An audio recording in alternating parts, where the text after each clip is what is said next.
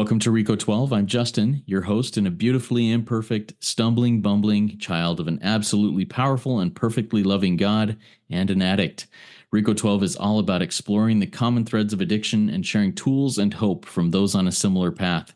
We gather from diverse backgrounds, faiths, places, fellowships to learn and support one another. Our speakers represent all fellowships of 12-step recovery, all addictions, all afflictions, thus showing the common threads of recovery no matter our addiction or affliction. Today's speaker for the 276th Rico 12 meeting is Sheryl A, a first-time Rico 12 speaker. Her chosen topic today is real recovery, and I look forward to hearing her message here in just a few minutes. But first, for a little bit of business. Rico 12 has several recovery resources in our family of podcasts and social media communities.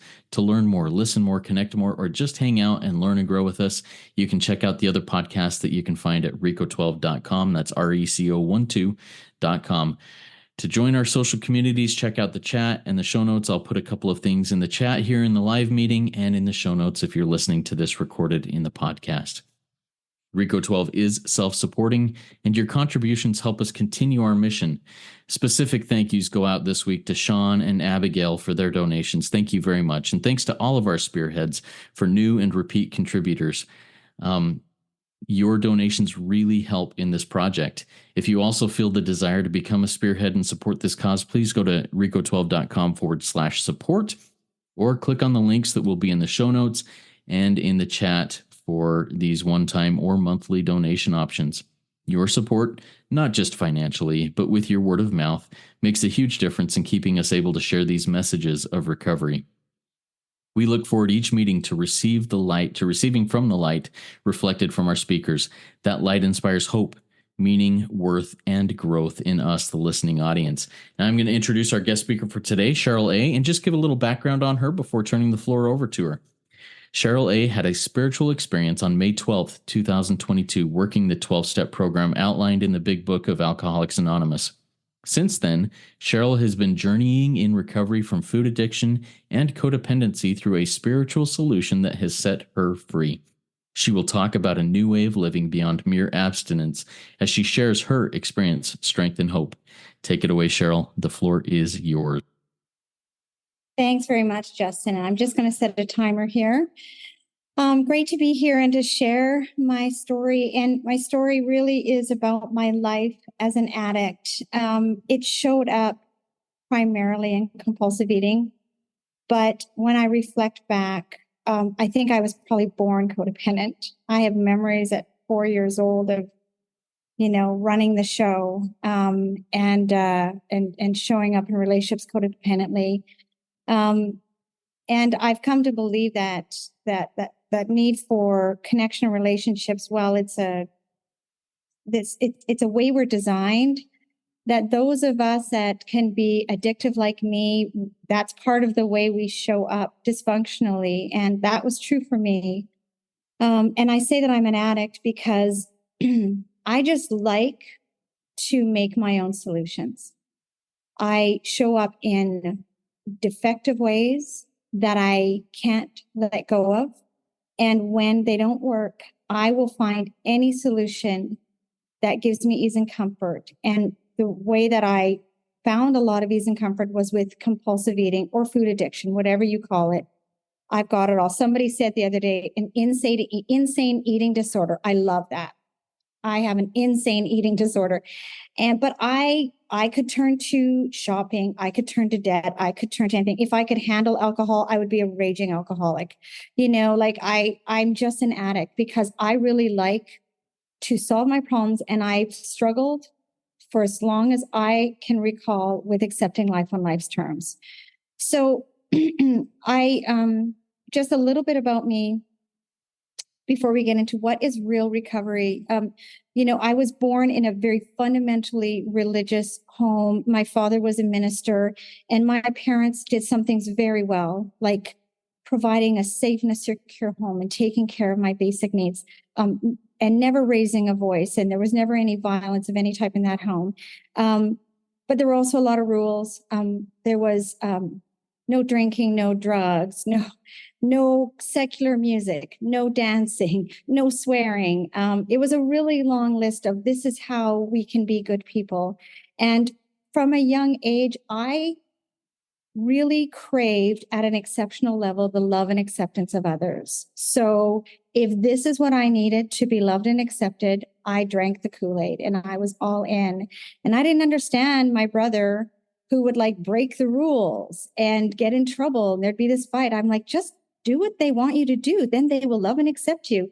And I didn't fully figure that out, but that was really a huge defect in me from a young age. How can I do what others want so they will love and like me? And the truth is that I have lots of opinions and I got lots of things to say and I don't agree with anything. And I didn't know what to do with that. When I didn't agree, that wasn't okay. So in my home, that wasn't okay to disagree. And then I didn't know what to do with that frustration and rage. And so as soon as I had any choice around food, from the first time I could choose to buy any food or have any food, I was a raging compulsive eater. I never, from any point that I had choice, did it in half measures. I either ate all the food or spent all the money to eat the food that I could buy. And that often progressed even into me getting jobs where I would steal money to go buy more food that I could eat. And I remember when I first was doing the steps with my sponsor and we got to the step 9 amends, and I was listing out all my harms. And we as compulsive eaters, if you know us, like our harms are like, it's too nice, right? Didn't express my, and I'm like, I've got like, I've cheated, stealed, lied. I mean, I didn't finish my degree, spent all the money on ski trips, told my bosses that I had a career degree I didn't have. Like I was like, I stole money, like, and I remember thinking, I don't know, I think I should have been an alcoholic because they seem to be better with these list of defects. I think I'd fit in more. So but I really showed up in harmful ways. I was not a quiet compulsive eater. I wreaked havoc. And that just continued. Why? Because I'm an addict. So what I learned in trying different things was I didn't want to do diets. My mom had done diets. I saw the pain of that. And I knew they didn't work. So I was going to outsmart the diets and I was just going to count my calories, or I was going to have meal plans, or I just wasn't going to eat at night, or I was just, that's all. It's all diets, right? That's me being dishonest. It's all diets. You know, we talk about abstinence. That's abstinence. What's abstinence? Refraining from doing something. I've been doing abstinence since my first trying to control the food. Then I used exercise to control the food. I hid my compulsive eating 10 years doing that. And then I decided self-improvement was the answer. So I upgraded my husband, got a better husband, upgraded my career. I actually got fired because I finally went to my boss in remorse and said I lied about my degree and they fired me on the spot. I'm like, oh, well, you know, God's will, I'll go and get another career. It's funny how my defects were always God's will. And they weren't. That was just me getting in my own way and making it something spiritual that it wasn't, right? And not accepting the truth of that. And so I upgraded my career, and I upgraded some of my self improvement stuff. Took some courses on personal development. You know, became really a better version of me that was going to fix me. And while I improved me, I ate more and more and more, because even when I could stop compulsively eating, like the big book says, I couldn't stay stopped. And eventually I couldn't stop compulsively eating. And by the time I reached out in desperation for a solution that was not my own solution, I couldn't make it from morning till night without falling face first into the food. My life looked great and I was deeply unhappy. I was lonely, even though I had activities to do with people every day. I was really frustrated in my home life. I felt triangulated in my relationship with my husband and my kids. I felt like I was never making enough money at work and somebody was always getting a better deal. So everything about my life felt very unmanageable and I felt very unhappy, restless, irritable, and discontented.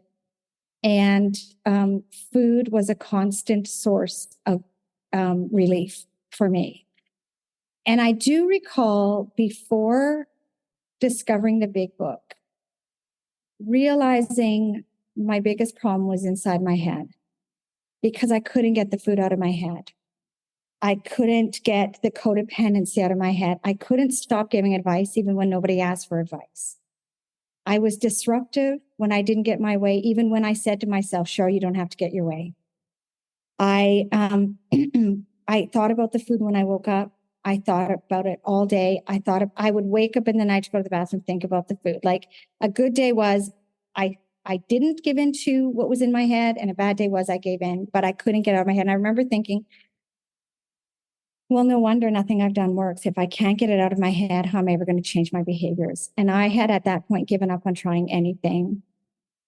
And at one point, somebody came to me just as I was turning to a spiritual solution, since just I was reaching out to a 12-step program. And they said, well, have you tried intermittent fasting? And honestly, I just wanted to strangle her. I just thought, really? Because I knew that there was no human aid solution for an addict like me that was going to work. And I saw it work for other people that had some sanity. I saw my friend just be like, oh, I've gotten into the habit of sitting too long and not exercising and, eating out every lunch. I'm going to just pack a lunch and go on hikes every week and stand up more. And she just did. And I remember thinking, she is not like me. She's not like me. I knew there was a difference. So I end up in this 12-step room and I start to hear about the big book of Alcoholics Anonymous. And I don't understand why we're talking about it because I'm not an alcoholic. And then I start to put, every time it says alcoholic, I start to put food addict or compulsive eater. And then I'm like, how on earth in 1935 did they write about me? Because I was on every page. And I was grateful because there was a solution. And so I was at this one meeting and this compulsive eater shared how she had done the 12 steps. A sponsor she'd had taken her through the 12 steps, shown her how to do them in the precise instructions of the big book. And as a result of working the program, she had experienced a freedom from cravings that it talks about in the big book that alcoholics had experienced. So on page 84 and 85, it talked about how they just disappeared and it was so no effort on her part. And she no longer had to hide the food or throw out the food or have measure the food or weigh the food, like that she just had neutrality. And that as she lived in these 12 steps, the food was not in her head anymore. And I thought, that's what I want. And I'd had other people offer to sponsor me, but everything they offered, here's the truth. And this is just my story. When they said, you're going to do a food plan and send it to me, I'm going to do 12 steps. The minute I did a food plan, I binged. You're going to make a list of foods you can't eat and you're going to avoid those. Well, here's what happened. I cut out all the sweet foods because I've had a sweet tooth since I was a kid. And I tried cutting out sugar twice in my life and felt great, just couldn't sustain it. So I'm like, okay, I'll just cut out all the sweet foods. And then I had to cut out all the salty foods. And then I had to cut out potatoes, and then the list goes. And then one day I ate an entire head of cauliflower. So think on that.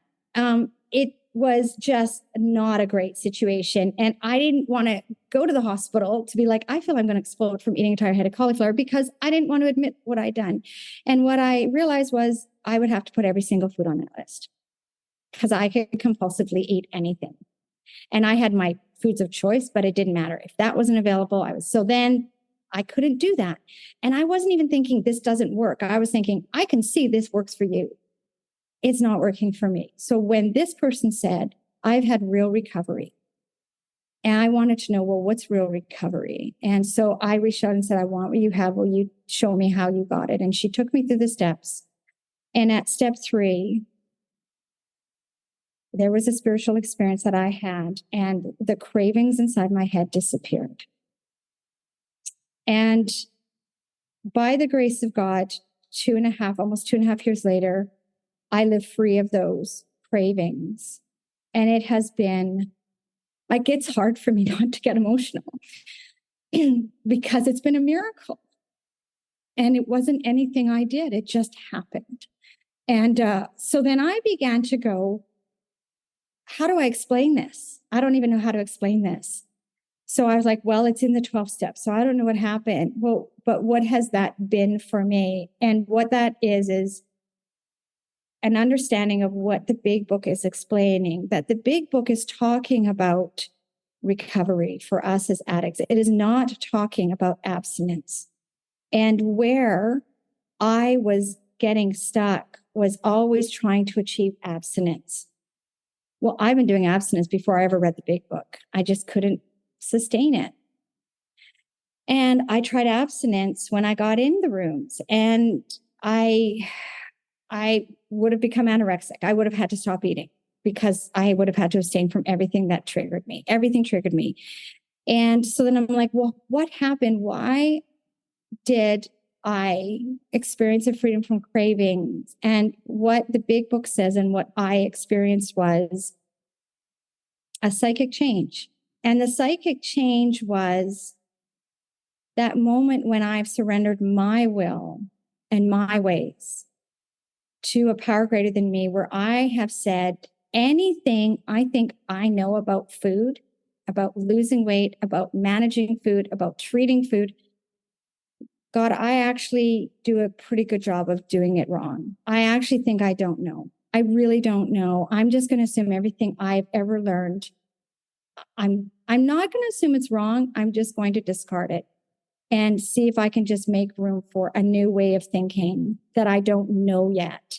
So that part of my ways don't work, which is really step one, was acknowledging that there is a solution, but I don't know what it is. And I didn't do really well with that. Like I liked to run the show. I like to control the outcome. I feel afraid when I can't see what's going to happen next. And there was something that helped me understand that this is what we're seeking. What was I seeking? I wasn't seeking. I thought I was wanting to lose weight. I thought I was wanting to get rid of the food compulsions. I thought I was wanting a better family life. I thought I was wanting more pay. I really was wanting a new way of living. And I, at that point, was convinced that anything I was bringing to the table was not going to work, which was very humbling for me. I get paid to solve problems. To say I couldn't solve my own life was very humbling, but I was desperate. And what I wanted was more than abstinence. I wanted real recovery. And this is how that is, as I understand it, is that I have a change in my physical and emotional state as a result of a spiritual solution. That and that is what I've experienced. I needed more than just a freedom from. I needed more than just to lose weight. I needed peace in my life. I needed lightness. I needed joy. I needed to stop being agitated all the time and irritated. And honestly, the food wasn't the problem. The food was my solution. That's what it was. When I got agitated, when life didn't go my way, when I couldn't accept life on life's terms, I turned to the food, which healed me. So how am I going to get rid of the food when that's my solution? And I've got no other solution. And so that's where I went, oh, well, this is why it hasn't worked. Food hasn't been my problem. Food's been my solution. And so when I decided my ways didn't work and God's ways worked, I believe they did. I hope they did. I saw them in my sponsor. Then I made space for a solution I didn't see. And an example I have of that recovery, of trying and wanting something that is a complete change in my life that will set me free from any addiction, any need to turn to any human aid for ease and comfort, was I needed to see the next step. And that's all I could see at the time. When I experienced a freedom from cravings at step 3, I didn't even know what step 4 was. And I have to tell you, I'm sure God did that on purpose, because I am so bossy and so like, I just have to be the smartest person in the room and I have to always have the answers. And I think my higher power knew they had to get a hold of me before I could convince myself that I had solved it on my own effort, that I had figured it out. And, or else I would take credit for it. I would just take credit for God and 12 steps and everything, follow me, not follow thee. And so I didn't even know what the next steps were. I just did the next step as I began to live in a freedom from cravings. And what did that look like? It was, I went the next day for lunch and I went to go have lunch and I opened up the fridge and I had forgotten that my favorite meal forever was like in the fridge. I'd forgotten it was there. Well, how did that happen? I could tell you at any time of day in my sleep where every single item I loved was in that house. I could even tell you where my husband or my daughters had hidden chocolate bars that they didn't want me to find because I knew where they all were, right? They had, this was my addiction. They had to hide food from me or it was gone, right? And here I am, my favorite food is in the fridge and I'd forgotten it was there. And I remember thinking, that's weird. And then I went to reach for it and I went, I don't think I'm hungry yet. I think I'll have it later. And I put it back and I closed the door and I walked away and I went, whoa, what just happened? How is it that my favorite food is in that fridge and I'm not hungry and I'm not interested in eating it? And that really was that spiritual awakening. And then I was like, okay, this I want, and I will do anything to keep this because it felt free. It felt free. I didn't have to do anything to even earn it. I was like, okay, let's do step 4, step 5. Yeah, everything's my fault all the time. Yes, check, right? All right, I need God all the time. Yes, only God can take my defects. Absolutely. God, I want you to take everything I think is objectionable. Okay, let's agree that everything I do is objectionable. You can take it all, right? What are my harms? Oh, the harms were ugly. I'm going to do them. I did the worst harm first. I did as many harms as I could as quickly as possible. And harms, I learned my amends weren't about me. They're about that other person. The amends are for them. They're not for me. That was really humbling. Some went well, some didn't. I didn't care. I just wanted this new way of living. And then I, from that point on, began to live in what the big book calls the maintenance steps, 10, 11, and 12. And sometimes they're called the growth steps. But anyone who has a compulsive eating addiction, who has done any diet program, we understand maintenance. So I like the word maintenance steps because what did we all aspire to? We all wanted to get that weight down so that we could start the maintenance part of the program, which I never got to. So I love that they're called the maintenance steps. I'm like, yeah, give me maintenance, right? And so I've lived in those every day. And that recovery has changed my relationships because I try to think about what other people need, even if it isn't convenient for me. I hate cooking. I married a guy that can cook. That was part of the deal. I'm just going to upgrade, get a better husband that can cook and clean and loves doing it. But then I'd be like, hey, you've had a long day. You seem tired. I can try to cook. I will make a meal. I hated it. But I'm like, I can be thoughtful now. I can think about them instead of me. I made amends to my daughters for basically being so self-absorbed that I wasn't present for them for most of their upbringing. I can't go back and fix that. But I made amends for that. And they said, thanks. What can I do to make it right? They're like, maybe instead of giving us advice, could you just give us a hug? Wow, if I'd only known I needed to just hug a little more, I would have been less exhausted and I could have had a completely different relationship with them. So I do a lot of that now. I do a lot of, hey, what do you need? I don't need anything. I'm going to go talk to my friends. Sounds good. Because I don't need them to meet my needs because my higher power meets my needs. And I don't need things to go well. And I've had faltering recovery. What is that? Because we talk about abstinence relapse. I don't know what that is because I don't know what abstinence is. I know that I have recovery, which means I'm not turning to the food for ease and comfort. So if I'm not thinking about it, I'm not trying to abstain from it. I'm just like, food takes its rightful place. Food now has its rightful place. I enjoy everything. And I pay attention because I know I'm such a liar. I know I will deceive myself, but I don't even notice. Now I sit down for a meal. What's the emotional recovery? Instead of staring at the plate and trying to eat all the food and thinking, do I need seconds, and having all these conversations in my head and being so excited to finally be allowed to eat because it's mealtime, right? And how much can I eat and when can I eat? I'm looking around at the people around that table and focusing on them and going, tell me about your day. What's going on? Oh, that's interesting. Tell me more. and I'm interested in them. And by the time that meal is done, I haven't even thought about the food. And I stopped eating 20 minutes ago because I had had enough and I didn't even know it because sanity had returned. And that has been a new way of living. It's all one. I can't have physical recovery without emotional recovery because my emotional sobriety helps me find a balance. And I can't have any of that without a spiritual solution. It's all tied to my higher power. And so when I have faltered in my recovery, I've had that happen. I got a new job and I got a little bit in my ego. You're great. Thank you. Sorry, continue, Sheryl. Sure. Thanks very much. So, and I'm almost done, I think, anyhow. So I think that's a good 5-minute reminder, actually perfect. What that has really meant for me is sometimes I don't have perfect days. There are times I've had cravings, right? Well, of course, because I am not perfect. Let me tell you, it's going to take me the rest of my life to find all my defects. There are defects buried down there. Is like, thank you, God, you did not show me all of them at once because I would be in a fetal position. So that's going to take a lifetime of uncovering that. I'm going to live imperfectly. And sometimes, yeah, I get in my selfishness. I start a new job and I got in my ego. I got a huge raise. I was running the show and I got in my ego and I started working long days because everything's a mess. And I started to lose some of that serenity. And people at work started kind of annoying me. And I'm doing 10 steps. So I'm getting to like 8, 9, 10 steps every day. I mean, I'm looking pretty disturbed. And then I'm missing my morning prayer and meditation because I got to get to work.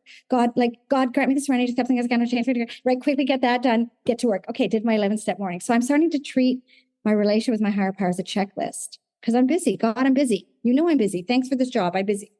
And then my 12-step service is still good. It's still good, but it's not great. It's just, I got to get this done. I'm kind of annoyed. Like my sponsee should be figuring this out. Like, I don't have time to explain this to you again, right? Like I'm showing up in my defects and I didn't even know I was turning to the food until, thank God, because I'm not weighing. I haven't weighed myself. Well, I just kept needing smaller sizes because I was like, God, I don't know how this should work. Okay, I'll just let you take care of it. Well, my life insurance agent needs to do a reassessment and I get weighed and I'm like, last 6 months, I've gained 20 pounds. And then I got fired literally the next day. Hadn't been there 10 months. And I'm like, okay, I know a lot of things happen here that are out of my control. There's a lot of politics here. But I also know in my defects that I am a disturbance when I show up my defects. So if I'm getting fired in recovery, my dishonest me wants to blame them. The humble, honest me goes, I'm showing up in a disruptive way. Whether it's 50% their fault, 90% their fault, 10% their fault, I'm showing up disruptively. I'm part of this problem. And I've gained some weight. I've gained some of that weight back. And so I know as a compulsive eater, I'm turning to food and I'm not turning to a spiritual solution. I reach out to my sponsor. Hey, something's going on. I can't see it. My sponsor helped me see it. Okay. Have you turned to work as an addiction? Have you been trying to solve your problem? So I'm like, oh, yeah. And didn't God just set me free? Guess what, Sheryl? You're going to have lots of time to get back into those 11 steps and spend time with me because you don't have a job now. Thanks, God. And God just took care of me. And I responded in that very moment. The minute I saw it and gave it to God, the cravings are gone again. Every time I have a craving now, I know, here's what I know. I am showing up defectively. I miss something because I watch for my selfishness, dishonesty, fear, and resentment. I do it step down. I watch for it. And if I miss something and I miss it again and I miss it again, I'm going to get a craving. And when I get the craving, here's what I know. I'm an addict, which means the problem is not that I need to look at the food. I need to look at my defects. And then I go back and I go, oh yeah, I was at that meeting this morning and that person who always interrupts kept cutting me off. It kept cutting me off and it ticked me off and I forgot about it. And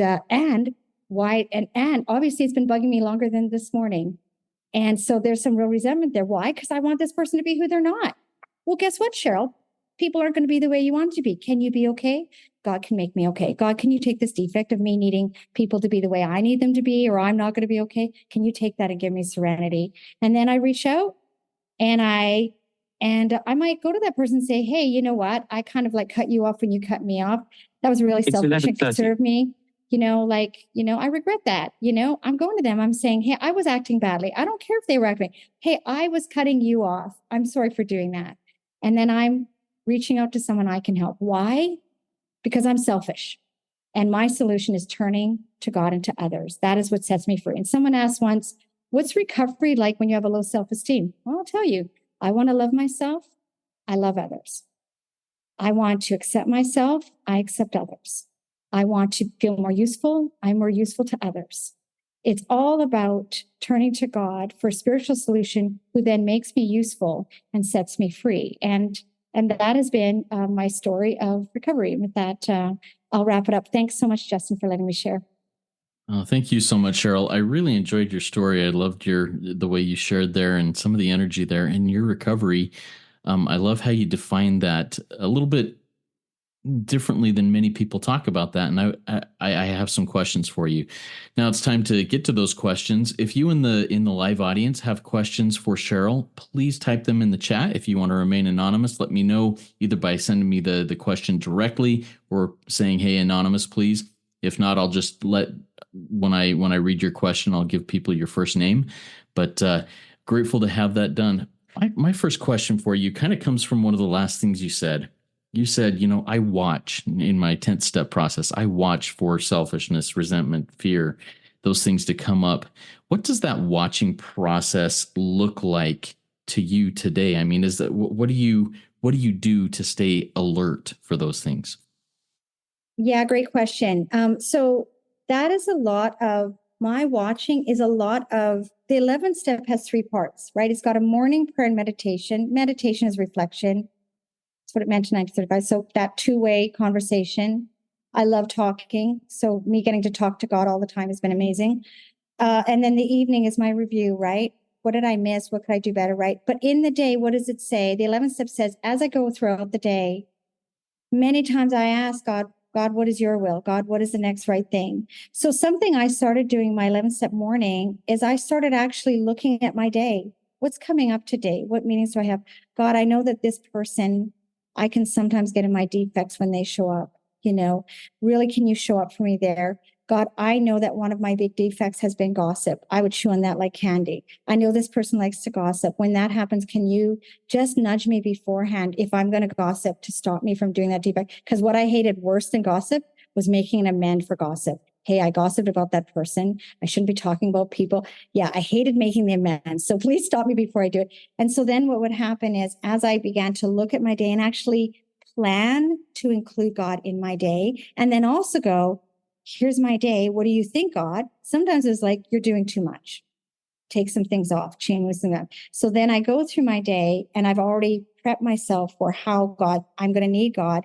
And as I'm going into, for example, I'm walking across the street from meeting with the sponsee to come to this meeting. As I'm walking across the street, I'm going, okay, God, I'm going to this thing. What do you want from me here? How do you want me to share? How do you want me to show? Please set me free from my own defects of wanting to impress others, wanting to look good and be like, wanting to share a story that some people might not want to hear, right? Set me free from my ego and defects, right? I'm doing that.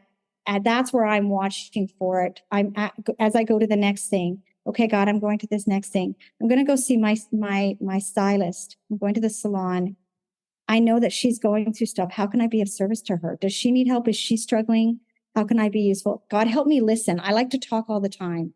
Right? So I start to see in these situations where I show my defects and I give them to God as I go, I'm watching for it.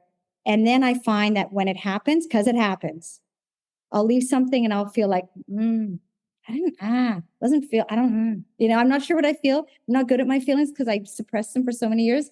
I sort of like, sometimes I'm like, I don't feel, something feels off. I can't really define it. Then I'll be like, and I reflect back. Was there something that happened that's bothering me? And then I'll be like, oh yeah, like I really got self-absorbed about this thing. I wasn't even paying attention that this person was even interested. I got really selfish there, and then that's where I see it. That was me acting really selfishly. That's me taking up too much social space. I do that all the time. It's so inconsiderate and insensitive. God, I can see that now. Take that from me. And I 10 step through it. Thank you, Cheryl, for talking through that. Sounds like you make sure that this conversation with your higher power, with God, continues throughout the day, at least as much as you can stay aware of that. And that kind of leads into the next question. This is one I was going to ask, but it came for, we also have it from an anonymous attendee here. So I think God is on that wavelength saying, hey, here's a question to ask. How did you separate your present idea of God from the strict upbringing you had? You know, thou shalt not, no, no, no, no, no, into a loving God today. How did that happen? Oh, that has been amazing. That is like that was the key to my recovery, was my changing my understanding of God. And some of it happened gradually, because I remember in my 20s I married this guy, and he was like in the church and doing all this stuff.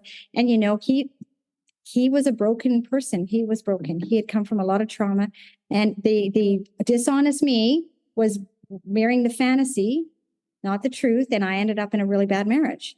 And I saw sort of how my concept of God showed up in those settings, and it didn't work.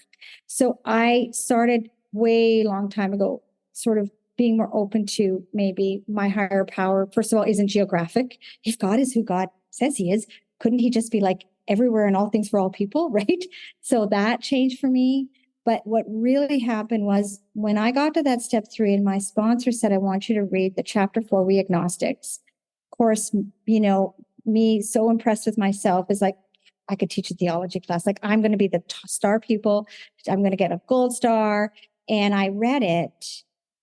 And it's not actually, I feel like it shouldn't be We Agnostics, but I love that it's We Agnostics because it gets the right people. But I'm like, it's actually about, do you know your God? And I went out into the trails because I feel really close to my higher power in nature. And I just had this thought, like, if I think that the God I understand is really powerful, then why am I an addict? And I had this thought that maybe it wasn't God, that maybe I had got something wrong. I'd missed something. And so it was that moment where I think I did the set aside prayer, but I didn't even know there was a set aside prayer. I actually just looked up and I was like, higher power.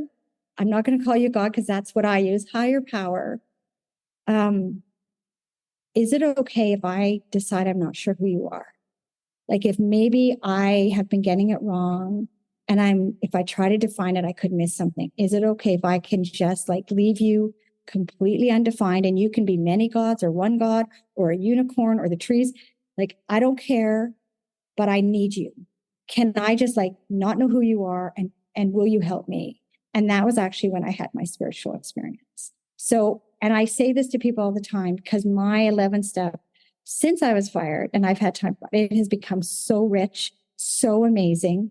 And I say, I feel over the last 3 years, I know God less and less, and I feel closer to him more and more. That's beautiful. Thank you for sharing that. And I think that's such a powerful concept. I'll just speak for in the I me here. God was so defined in my life. There was no way that I felt the freedom to say, God, can I just not know who you are? You know? And I love how you said, I approach this like kind of, I don't know if you said fearfully, but a little bit meekly, like, is it okay? And you had that experience. Thank you for sharing that. What a beautiful thing. All right. I'd like to go a little bit into the compulsive overeating a little bit with this next question. You know, I experienced food addiction myself. I experienced these things, and something that I have learned for myself, which sounds a little bit different than you. So I want to get your take on this. I have foods, alcoholic foods, that if I eat them, I'm off and running. And yes, I still will binge on other things that I don't consider alcoholic foods. Talk to me about your perception of alcoholic foods, as it sounds like it's a little bit different in your experience. Yeah. And, you know, and I really want to just be careful to say that I can only share from my experience, but I can speak to some of that because I suck at the traditions. I suck at unity, and I'm giving that to God, and I'm studying them because God is disciplining me in that. And I think that my experience works for me and other experiences work for others. So I used to think that I had a problem with sugar. I really did. I've had a sweet tooth since I was a little kid. I've always turned to sugar first. And in the 80s, I read a book called, what was it called? Sugar Blues. And it was, I love research. I love doing research. So I just ate it up. And it was all about how sugar is like cocaine and how it interacts with your brain this way. And I was like, that makes total sense. And it was talking about processed sugar. And so what I did in my 20s was I actually cut out all processed sugar from my diets. If it was natural, like I was sort of like, if God made it, if it was natural, it was fine. So maple syrup, honey, but processed sugar I cut out. Well, here's the truth. Processed sugar was in everything. Like it was in, if it's in a box or a can, it's got sugar. Even some milk had sugar, right? It was in everything. So when I really got to like, I'm going to do this right, I was making everything from scratch, including ketchup. And I did it. I cut out all processed sugar. I had the worst, if you could like think about DTs, it was like that for 2.5 weeks. It was like DTs. I had migraines, the light hurt. I had all kinds of, sort of coming off a drug experience. And then I had the energy of an 8-year-old. It was amazing. It was incredible. And I've never felt better in my life. So I actually don't think that's wrong. I think there's truth to that. Here's the problem. I'm an addict. So I did that for 6 months and I was amazing with it. And I lost weight so fast. Like I've never had an easy time losing weight. It came off just in leaps and bounds. And then 6 months in, I went to another party with friends and I always had my own plan and my own food. And I walked by a table and just like an alcoholic who doesn't even know why they took that first sip, I grabbed a can of soda and chugged it. And then I was back in the sugar. And I tried it again 15 years later, and I only lasted for 3 months that time. So I used to think that was my problem, was an ingredient. And that was true from my experience. As I progressed, if I didn't have sugar, I could find something else. If I didn't find something, right? And that was where I was getting stuck because I'm like, I just don't think there's any food I couldn't binge on. Now I'm really stuck. And I was very, very sick when I came in the room. So I do believe some people might catch this early and eliminate certain sugars and actually find release, right? But I was very sick by the time I got in rooms. And so there wasn't a food I couldn't binge on. And here's what I have observed in myself and in my sponsees, that until I had a spiritual awakening, a psychic change, which happens somewhere between 3 and 5 usually, it's where we surrender or we look at our defects and start to see how we were the problem all along, right? We now have a new way of seeing things. Somewhere in that psychic change, once I could see things differently from God's eyes, I didn't see the food as needing to control anymore. I could see God's solution, and it was different than what I knew. So I had to have the psychic change, that spiritual experience, and then ask God, okay, I think I can't have sugar. Is that true? And I did. And I've tried it. I've had a sponsor even now who's like, well, could you just try like eliminating these things? Because she was a little bit skeptical. And I was like, sure, I'll try it. Like, I'm happy to do what you say.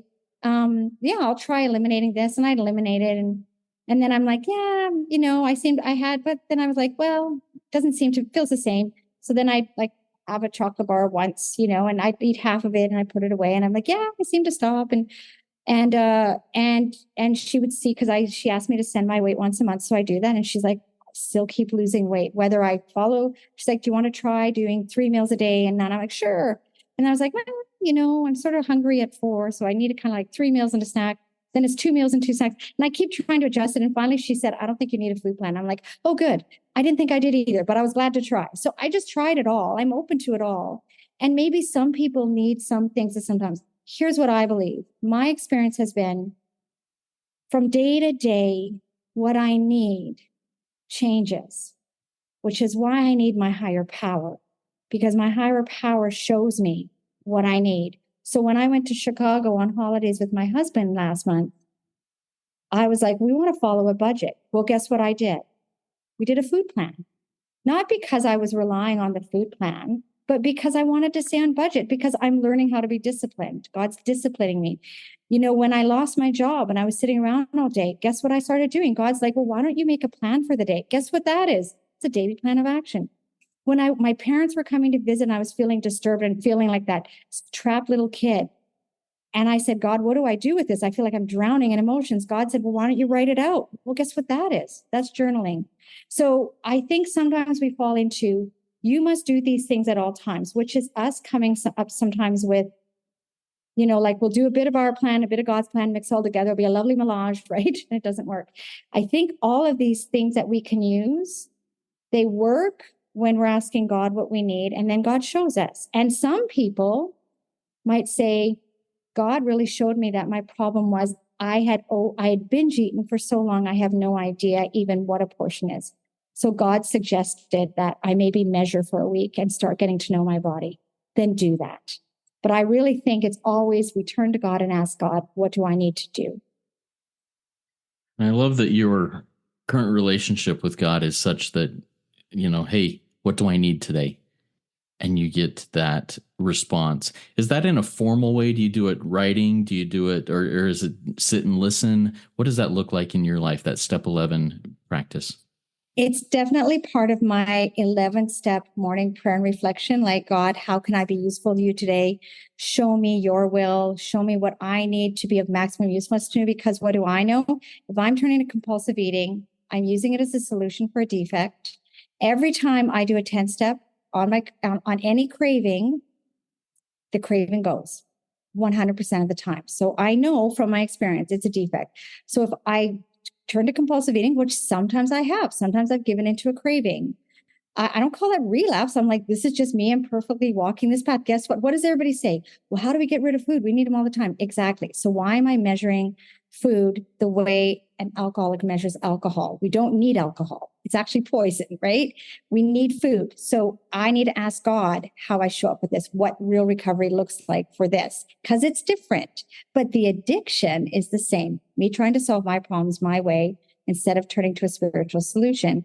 And then throughout the day, when I go out for a supper, like I love now actually pausing and saying, thank you, God, for this food, like being present with it and going, thanks for this. And you're just going to take care of what I need and how much I need. Right. I am putting some thought in terms of I'm being more present with the food and more present with God. Like, well, I usually want to get all this, but what do I actually want right now? Well, then why don't I get that? Because we've formed years and years of habits that really that's what we're surrendering is our ways of doing things, our ways of eating, our ways of thinking. That just takes time sometimes because God shows us what we need to know progressively so that we don't get completely overwhelmed with our own insanity. Thank you, Sheryl.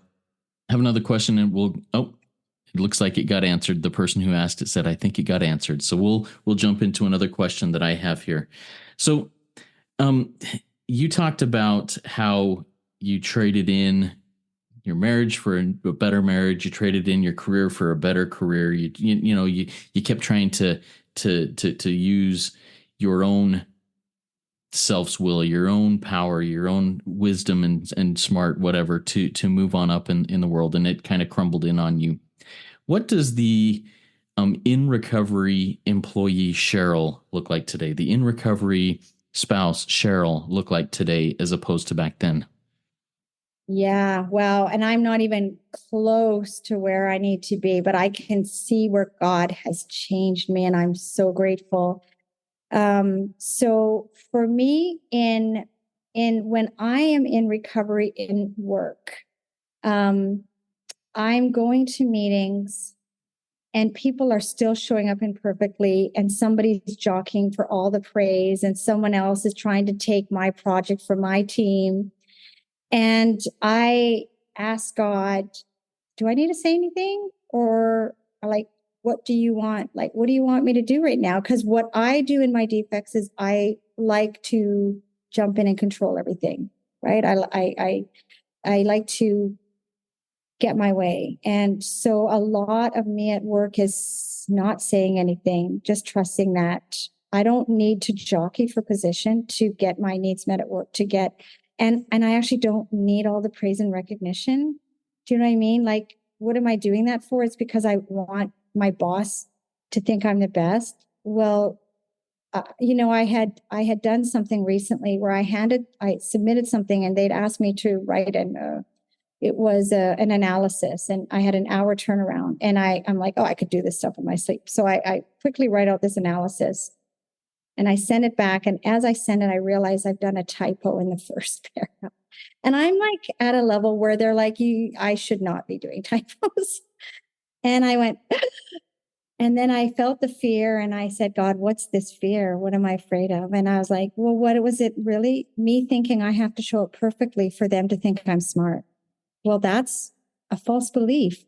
And I was like, I bet God let me have that typo just to keep me humble. Be like, Sheryl, you're going to do something imperfectly here. And you're going to see that I'm the one who actually takes care of you.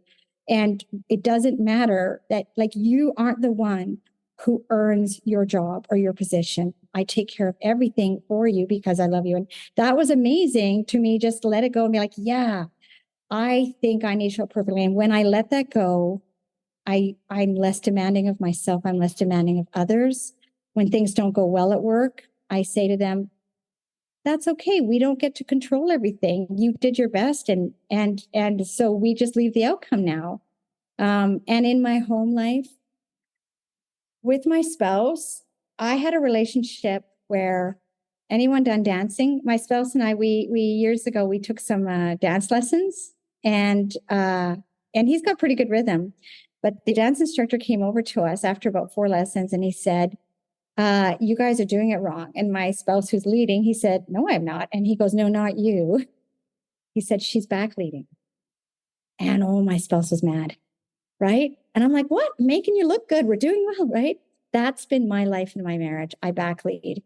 So now I don't do that, which means I express myself even if it's not the same. Like, we were in Chicago, I felt like a 16-year-old in my first relationship, where it's like, well, what do you want to do? Well, in the past, it's like, well, trying to figure out what he wants to do, but really trying to get my way for what I want to do. And I'm like, well, here's the things that I like. Why don't you write down the things you like? Let's figure some stuff out. And then, we'd be like, well, how are we going to do this? And then we're making mistakes and I'm getting worked up because I'm getting the directions wrong. And then I'm just like, I'm showing up really poorly here. Like, this is just me getting upset because I am usually good at directions and I'm sucking at them now and I'm acting poorly. I'm really sorry. Like, I can see I'm just like having a tantrum. And I'm like, can we just like press reset? And he's like, yep. Like, I don't show up perfectly. Actually, I show up really imperfectly, but I own it. And I have to say, he's probably like, finally, right? And he's great. He's like, yeah, well, I knew you were having a tantrum. I'm glad you see that and you're kind of letting it go, right? So it's just, I get to show up imperfectly and I don't turn to food for ease and comfort when that happens. Very cool. So here's kind of what I'm taking away from your share here, is that you are very aware, and if not aware, you're very quick at practicing the pause when agitated and asking God what the next right thing to do is. How did you get to that point where the pause, that's reflecting and asking God, came maybe not automatically, but came quicker than the reaction of, I'm going to get in there and do this? Well, I can share a story about that will, I think, show how that's happened in my life. And I really believe some things God does in us quickly and something God does in us slowly. And always there's a reason for that. So here's one thing that I was struggling with the pause, and it was with gossip. When I had done my moral inventory in step 5, I was like, oh yeah, every time I don't get my way, I gossip. That's my candy. I just chew on that all the time. Right. And it served a lot of purposes. It helped me control what people thought of others if I couldn't control that other person. It helped me connect with people. So I got like love and acceptance. There was a lot of me in that. So I know that this is a huge defect and I have no idea how God is going to take it, because as a codependent, I drown in gossip every day. It's my people pleasing, right? How I'm going to connect with someone else over this person we don't like, right? And so I go to work and I finished talking with someone. There was somebody that I had a really strong connection with. We'd become good friends, and she was very senior in the organization, and we connected over gossip. And it was more like, us like judging how people were, but it was gossip, right? And I came out of visiting with her and realized I'd just done it. And I went, just gossip. So then I was like, okay, what do I do? And I knew, do a 10-step, send it to my sponsor. And my sponsor said, so do you owe an amend? I'm like, well, I can't tell the person because I'll hurt. She's like, no, you go back to the person you gossiped to. You say, I shouldn't have been talking about that person. That wasn't very considerate of me. It was really me being just selfish and self-seeking. I don't want to do that anymore. I was like, ugh. So I did that right away. And then happened again. And I was like, ugh. I did another 10-step and I had to go back and do another amend. And, and then I go, God, I hate doing the amends, because even when I would do those amends, so part of the amend is that's important because when I'm speaking badly about that person, I'm eroding that person's trust in me, because they're going to think subconsciously I'm speaking bad about them, which I probably would. They're not wrong.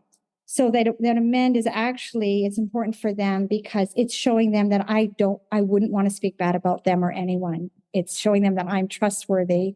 And that's the amend. I'm acting in like a harmful way, and I want to be trustworthy to you and to others. But they always look at you cross-eyed. My experience was they're like, whatever, right? So it was always awkward. And maybe it was the way I was doing the amend. I don't know. Also, they're just so used to me gossiping, so they were probably confused. And so then I said, God, I can't keep doing these amends. It's so embarrassing. You've got to remind me before I do the gossip. So I start asking for that. And then the next time I have juicy, juicy gossip, and I'm just about to tell this person, and I get that, this is gossip. And I like, it's on my tongue. Like I can taste it.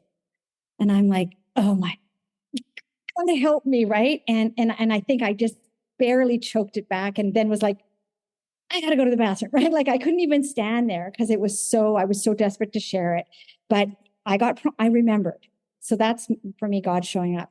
And I think another time I remembered it before and I still did it, and I had to go back and do an amend. And I was like, I don't like this. So after the third time, I was like, I don't want to do it. So then I started noticing it before, and I would notice it before, and I'd keep giving it to God, and it was painful. I give it to God, because that's when we talk about, what does it say in step 6 about us giving our defects to God? We have to admit they're objectionable. If I don't think gossip is objectionable, I'm not giving it to God. Right. So I knew it was objectionable. I wanted to get rid of it. What happened was, over a period of months, without me realizing it, I actually lost interest in gossip. It just disappeared. And it was like the food. All of a sudden, I just didn't want to gossip anymore. And the outcome of that was it actually really harmed that relationship, because our connection was with gossip. Right. And so then they started to get paranoid, like, well, she's not talking to me. What's she saying about me? We're not friends anymore. And, because that's her also showing up in her defects, and that's how she's connecting. And we're not connecting that way. And she didn't know what to do with that. And I ended up losing that friendship. Right. But I was still so desperate for God's ways that I was like, this is so sad for me. And I like this person, but God, I think you know what's best. And even if I lose this friendship, I want a better way of living. And so that was really the surrender of that. And now I can say, God has completely taken it from me. So when I think, like, how does it come quickly? That was just every time I thought of it, whether I thought about my defect before or after, either I made an amend or I asked for help until, like, I'm growing in it. I'm hoping I'll get better, because I have a long ways to go. Thank you so much, Sheryl. As we quickly wrap up here, do you have any final words of wisdom for us? There's two things I say to people that reach out for support. And this has been true for me. As a codependent, it was really easy for me to turn to other people, my fellowship, my sponsees, my sponsor, in a codependent way. And the codependency is all part of our defects, right? It's just how I use people selfishly for my own needs. And so what I really learned from that faltering period in my recovery was that I only need my higher power. And if anything I do every day is just to connect to my concept of the higher power every day, they have always been there, and they are always with me, and they're the only one who can set me free. And I have found that the big book, the first 164 pages especially, help me understand the precise instructions more and more so I can connect more with my higher power. So I say to people, if you decide you don't want me to sponsor you, great. I'm optional, but you need your higher power and you need the instructions to connect. So read the big book, connect your higher power. If I can be helpful, great. I'm not a great teacher. If I'm not helpful, that's okay. You know, I'm optional, but your higher power is everything and all you need for the rest of your life. Thank you so much, Sheryl. And to our listening audience out there, if you'd like to get in contact with Sheryl, with me, with any of our RICO 12 speakers from the past, please send an email to rico12pod@gmail.com and I can facilitate any connection there at that end. Thank you, Sheryl, so much for sharing this. Thank you, everybody, for being here. Next week, come back. We'll be hearing from Gwen W., another first-time RICO 12 speaker, and I think her topic is a great follow-up on this. It's how the 12 steps change us from the inside out, and I'm really excited for that follow-up on this. All right, let's launch off into the rest of our day with the 7-step prayer. Sheryl, are you willing to say that for us? Yeah, absolutely. I kind of do a little bit of my own version, so I'll read it precisely from the big book, which is page 76. This is a favorite prayer of mine because it took me a year to realize that my defects could also be the good things in me. And so I love this prayer to remind me I give God the good, not just the bad. My Creator, I'm now willing that you should have all of me, good and bad. I pray that you now remove from me every single defect of character which stands in the way of my usefulness to you and my fellows. Grant me strength as I go out from here to do your bidding. Amen. Amen. Thank you so much, Sheryl. Remember, everybody, there is one who has all power. That one is God. May you find God now. Keep coming back. Let's trudge this road of happy destiny together. Work it. You are worth it. And I took a page out of your heart, a great place for a broken man like me to start. And every time I see that halo in the sky, I warm my bones in the sun. I placed a bookmark in my life so I remember how to stay close to the light. The youthful sympathy in a child's eyes. I warm my bones in the sun. I warm my bones in the sun. Fires blaze and rivers maze, and I come winding back to you.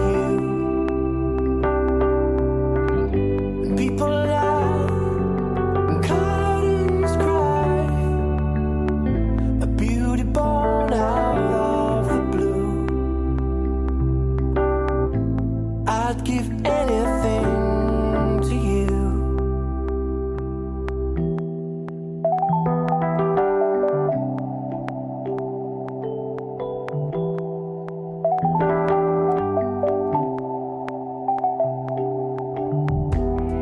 You are my peace in times of war.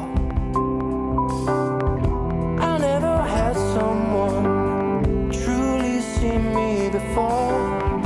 A beauty born out of despair. I warm my bones in the sun. I warm my bones in the sun. Fires blaze, rivers maze, and I come winding back to you. People lie, curtains cry,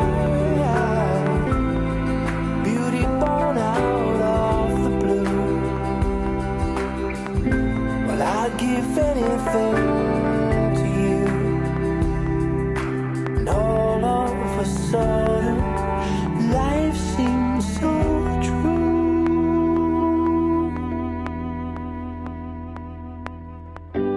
Fires blaze, rivers maze, and I come winding back to you.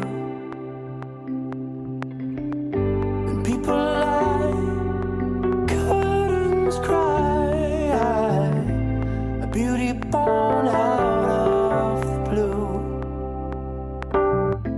And I'd give anything to you, and I'd give anything